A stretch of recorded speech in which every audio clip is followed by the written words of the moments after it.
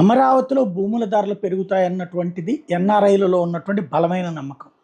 అలాంటి వాళ్ళు కాస్త రేటు ఈ టైంలో కొనుక్కుంటే బెటర్ అని భావిస్తున్నారు. అట్లాంటి వాళ్ళని మోసం చేయడానికి అధికార పార్టీకి సంబంధించినటువంటి ఒక నాయకుడు చేసినటువంటి వ్యవహారం ఇప్పుడు సంచలనం సృష్టిస్తోంది. 16 లక్షల రూపాయల అడ్వాన్స్ నగదు తీసుకున్న టీడీపీ నేత పొలం రిజిస్ట్రేషన్ చేయకుండా డొంక తిరుగుడు వ్యవహారం నడిపిస్తున్నారంటూ ఒక ఎన్ఆర్ఐ మహిళ తాజాగా చేసినటువంటి ఆరోపణ సంచలనం సృష్టిస్తోంది.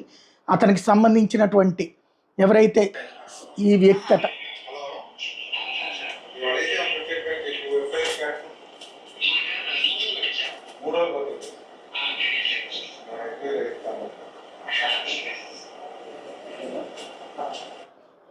వ్యక్తికి సంబంధించి తీసినటువంటి వీడియోల్ని బేస్ చేసుకుని సదరు మహిళ చెప్తున్నటువంటి పాయింట్ ఇది.